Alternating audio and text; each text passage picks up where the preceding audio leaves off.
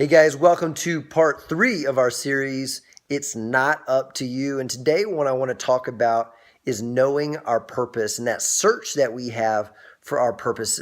I know this has happened to me. It's probably happened to a lot of people where sometimes on a daily basis, certainly on a yearly basis, sometimes weekly, monthly, whatever.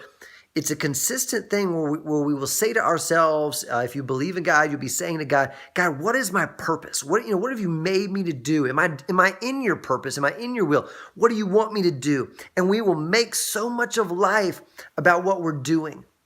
And I believe in this series, It's Not Up to You, where we're talking about, it really is a lot more up to God than it is up to you. There's some base things we've got to do. We want to obey God, right? We want to work, okay, at whatever God has called us to work at. We don't want to sit around and be lazy.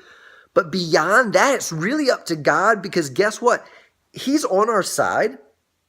He's our Father. He loves us. He cares about us. He's the maker of the universe. He put all this together. Not only is he much more capable than we are of kind of orchestrating the whole deal, he has plans and imaginations and dreams and visions for us, as we've talked about, beyond anything that we could ever come up with. So as we kind of center our lives so often, or if it's not our lives, it's at least our thoughts and our anxiousness around purpose. What do you want me to do, God? Why is this not working out? What's my next step? What do you want me to do today? All this kind of stuff. They're not necessarily bad questions, but I want to say this.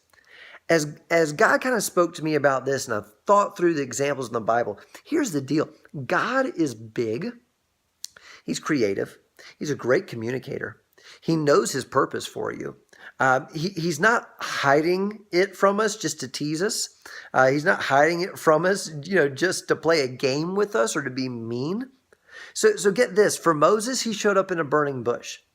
For Joseph, he showed up in a dream. For Jacob, he showed up in a kind of dream in a real wrestling match, okay? And then he changed his name from Jacob to Israel.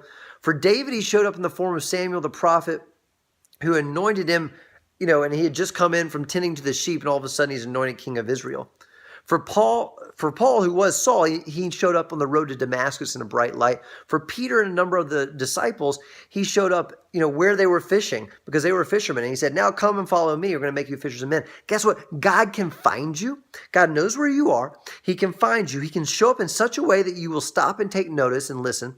And he can tell you exactly where he wants you to go and what he wants you to do at the exact right time. What I am saying is there is freedom, because you can let go of this anxiousness of what's my life all about? What's my purpose all about? If you will focus a lot less on the doing and what he wants you to do, and a lot more on the being and the relationship and intimacy with him, then what's going to happen is he is going to make a bush burn that doesn't burn. He's going to show up in a dream and say specific things. He's going to send a prophet to anoint your head with oil. He's going to show up in a bright light on the road that you're walking down, okay? He's going to show up at your place of work and say, stop that and now follow me.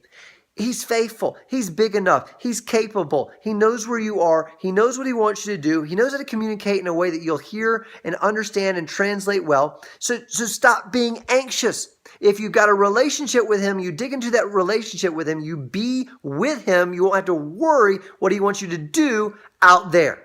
Okay? If you be with him, you want to worry what he wants you to do out there, because he's big enough and he's able enough and he cares enough and he loves enough and he's powerful enough and he's visionary enough and he's excited enough about you and your life to show up when he needs to change your direction. Last thought, it's just like a GPS. The GPS where you can turn the voice on? Well, guess what? When you're 58 miles out from your destination, the voice is not saying, you are 58 miles out. When it's 45, it's not saying 45. You're not close enough yet. Just keep going straight. Keep going the way you're going. But for my GPS, when it gets to 10 miles, the voice comes on. You are 10 miles from your next turn, or whatever it is, right? And then within 2 miles, and then 1 mile, and then 1,000 feet, 500 feet, and then when you get there, the voice will then start talking a lot. And it says, you need to turn. It's time to turn. It's almost time to turn. Now it's time to turn. If you're in a relationship with God, guess what? Just keep going straight. Focus on getting to know him, being in relationship with him, and his voice will come on in your life, just like it did for all those people I just mentioned in the Bible. And when it's time to turn, when it's time for something different or big or awesome in your purpose, different from what's currently happening, to happen, he's going to show up, whether it be in a bush, a dream, on the road, in the form of a prophet, whatever. He's going to show up. He's faithful. He loves you. He's going to do it, and you don't have to worry about it. All right. Trust him. Thanks, guys.